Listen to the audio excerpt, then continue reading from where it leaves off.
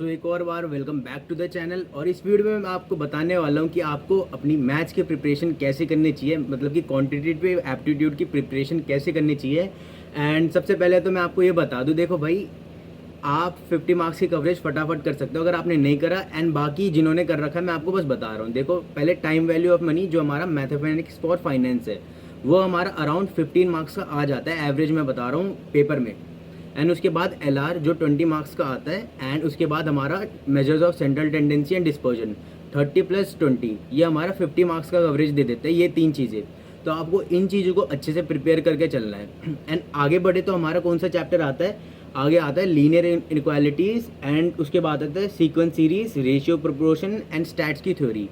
ये पूरा मिला के आपको 75 to 80 मार्क्स की कवरेज दे देता है। तो आपको इतना तो प्रिपेयर करके ही चलना है नेक्स्ट 3 मंथ में। एंड आगे मैं बताता हूँ, बाकी जिन्होंने भी आगे और कर रहे हैं तो भाई वो करते रहो। देखो, जहाँ तक तुम कर सकते हो मैक्सिमम करते रहो, एंडलेस है, जितना सिलेबस करना है करो, ठीक है। बट इतना तो करके ही चलना है, एटलीस्ट 80% तो करके चलना है कि भाई कट कुटा के 60-50 में आ जाए हम लोग, कि भाई अगर हमारी वीक है मैथ्स तो हम इतने में आ जाए।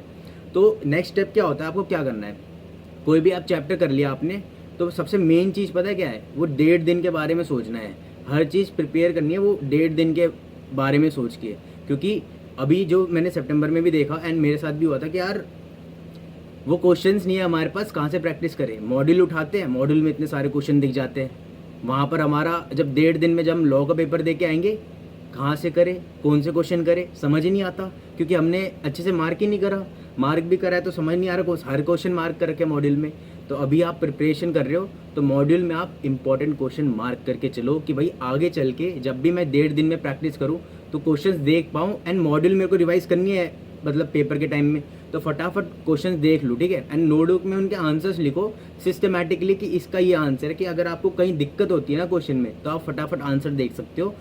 ये ऐसे प्रिपेयर करके चलना है। एंड दूसरी बात क्या होती है, जैसे ही आपने एक चैप्टर प्रिपेयर करा, उसी के चैप्टर के आप PYQ करो। क्योंकि भाई PYQ MTP जो भी है ना निकाल रखे हैं ICI ने, ऐसे टाइप के ही क्वेश्चंस मिलते हैं आपको मैथ्स में दिखते हैं। एंड आप बहुत अच्छा स्कोर कर सकते हो। एंड अभी सितंबर का जो पेपर आया था बहुत इजी आया था और अच्छा पेपर आया था मैथ्स का, मैंने देखा।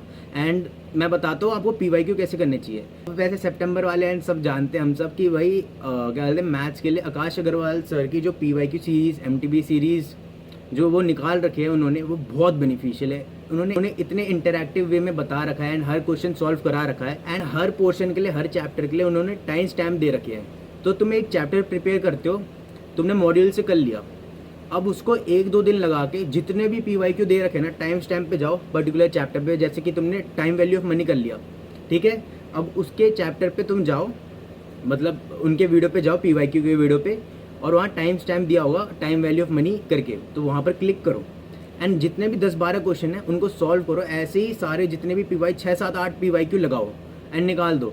एंड सबसे इंपॉर्टेंट चीज़ यहाँ पर क्या आती है, जो भी PYQ में तुमको इंपॉर्टेंट लगता है कि भाई ये थोड़ा ट्रिकी क्वेश्चन है या मैं अगली बार बनाने जाऊँगा, नहीं बनेगा, उसका स्क्रीनशॉट लो और खुद से अपना PDF बनाओ, सेल्फ मेड PDF खुद के लिए, कि वो 1.5 दिन में ये वाली PYQ करूँगा, या फिर जब नेक्स्ट रिवीजन करूँगा तो ये क्वेश्चन मेरे आंखों के सामने होंगे। क्योंकि और उसमें रीनेम करके लिख दो कि ये इस चैप्टर का PYQ है। भाई ये बहुत बेनिफिशियल रहेगा, क्योंकि तुम उस 1.5 दिन में जाके सोचोगे ना मैं कहाँ से PYQ करूँ। एंड वो PYQ में भी तुमको क्या करना है कि वो स्क्रीनशॉट ले लें जहाँ पर सर ने आंसर भी लिख रखा है, क्योंकि आंसर भी चाहिए। तुम बार बार वीडियो में जाओगे तो तुम्हारा उस 1.5 दिन में भी टाइम वेस्ट होगा। भाई हर चीज़ सोच के चलना है पहले से, नहीं तो बहुत गलतियाँ हो जाती है। मैंने करी थी तो मेरे को अब समझ आ गया कि कैसे करना चाहिए। तो तुमको ऐसे करना है एंड बहुत अच्छी प्रैक्टिस हो जाएगी। एंड PYQ करके ही नेक्स्ट चैप्टर पे बढ़ना, ठीक है। आगे अगर तुमने पहले से चैप्टर कर लिया तो अब हम प्रिपेयर करते रहो PYQ से, एंड तुम्हारा मैथ्स ऐसे बहुत अच्छे से कवर हो जाएगा एंड मैथ्स में तुम पास हो जाओगे। एंड तुम मैथ्स के नॉन मैथ्स स्टूडेंट हो या मैथ्स स्टूडेंट हो, कोई फ़र्क नहीं पड़ता भाई। मैथ्स में बस थोड़ा पोर्शन ही है 11th-12th का, बाकी तुम खुद कर सकते हो। स्टैटिस्टिक्स कर सकते हो, कहते हैं LR कर सकते हो, एंड मैथ्स के कुछ पोर्शंस आप कर सकते हो, कोई दिक्कत नहीं आएगी। सभी प्रिपेयर करते हैं, चाहे मैथ्स स्टूडेंट हो, नॉन मैथ्स स्टूडेंट हो, सबको ही प्रिपेयर करना पड़ता है। एंड कहाँ से कर सकते हो प्रिपेयर, तुमको लेक्चर्स प्रिपेयर करने हैं तो कहाँ से कर सकते हो, मतलब कि अगर कोई चैप्टर प्रिपेयर करना है तो आप निशांत सर की वीडियो देख सकते हो, यूट्यूब पे है, बहुत अच्छी वीडियोज़ है, मैंने भी उनसे ही रेफ़र करी थी, जो उनकी अनअकैडमी वाले पे है। एंड PYQ वाली आकाश अग्रवाल सर से कर लेना। भाई ये 2 चीज़ है, बस 2 चीज़ है। एंड अपनी PDFs मेंटेन करके चलना यार, खुद से बनाना PDF। इधर उधर भागोगे समझ नहीं आएगा। क्योंकि क्या होता है कभी कभी हमको PDF तो मिल जाती है बस उसका आंसर नहीं मिलता कैसे सॉल्व हुआ है, तो फिर मज़ा नहीं आता करने में। तो भाई इन चीज़ों का ध्यान देना एंड करते रहो prepare. Thank you for watching.